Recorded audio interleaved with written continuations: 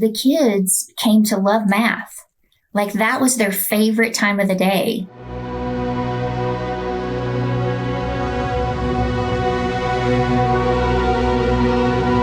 Welcome to the University of Wyoming College of Education podcast. I'm your host, Becky Goodman. I'm here with Michelle Tudor, an alum of our curriculum and instruction program. Michelle, welcome. Could you please introduce yourself and tell us a little bit about your background and career path? Sure.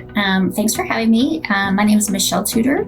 I am from Lexington, Kentucky, and I just recently retired from a 26-year teaching career. I've been an elementary school teacher, a school administrator.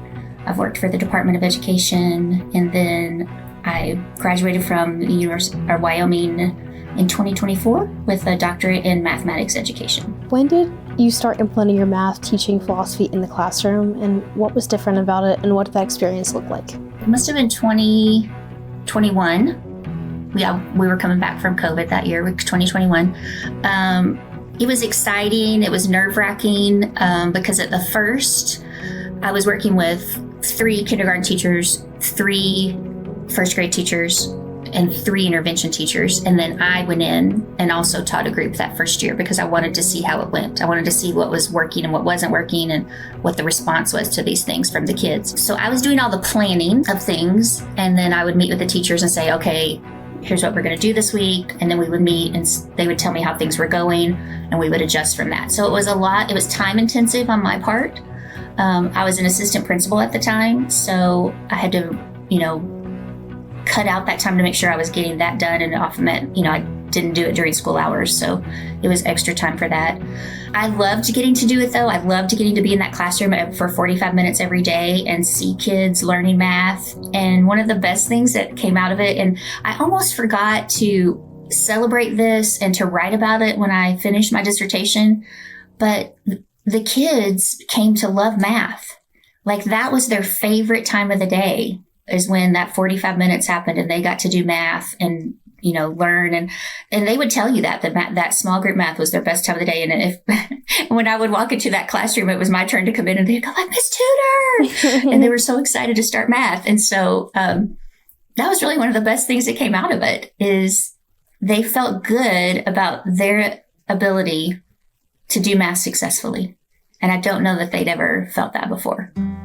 So you mentioned small group math a little bit, Yeah. But what about small group math makes math more enjoyable for students? So when we teach whole group math, we're teaching to the whole class. And oftentimes we know what the students who raise their hands know, right? But we don't know what the students who's sitting in the back who never raises their hand knows, until we look at their paper that they've written on. And then we're like, oh, dang, they didn't understand anything I was doing. So when we have the students in small groups and we have 4 or 5 students sitting right in front of you, you can see what everybody's doing. And I can make corrections for you right then. I can make sure that misconception does not continue past what we're talking about right now. And so it allows students to become successful right then. They don't have to wait till later for you to go back over it when you realize they didn't get it the first time. You're stopping that right then. They're able to go on and be successful with what they're doing. Another thing is it's fun. They get to do math with other kids, right? And a lot of times it's a game-like thing. Kids love anything that they think is a game. Like if you, it doesn't matter what it is. If they think, oh, I could win this, they're excited to do it. And they talk about it. They ask to play them. But they get to have mathematical discourse with other students. So they're hearing other students' ideas. They're able to identify their own misconceptions and also tell other students, they'll come to where, oh no, that's not a 10. You got to fix this, and so that's really good too. One of the things that in the math standards are the mathematical practices, and mathematical discourse is part of that, but also being able to critique the work of others, to notice where is the mistake that person's making and help them out with that. And so I think that's a big part of it, is they come to love it because it is an active time. Think of how much time kids spend in school sitting and not talking. That is a long, boring day.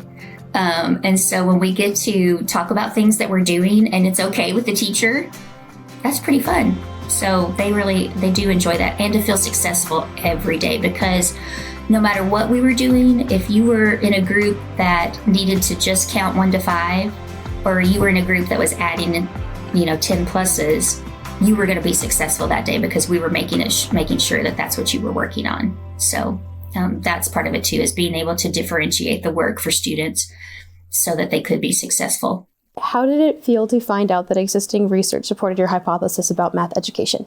Oh my gosh, it was so exciting. It was so exciting to find out that I wasn't, just some wild thought of mine. It was also, though, a little bit humbling because I did find out there's all this research that we know this works and it's not making it to schools. That was one of the things I did learn. There's a huge disconnect between what we know from educational research and what actually makes it into schools and benefits children. And that is very unfortunate, in my opinion, that we don't have a better pathway for those things to come together.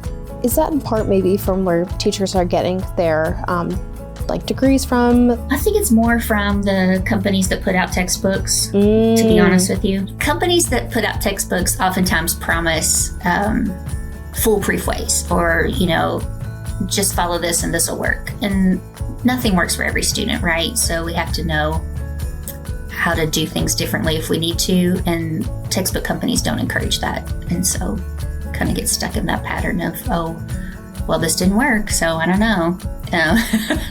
And we trust that they have done the research, right? That they're giving us the most current, the most well-proven strategies. And it's not always the case.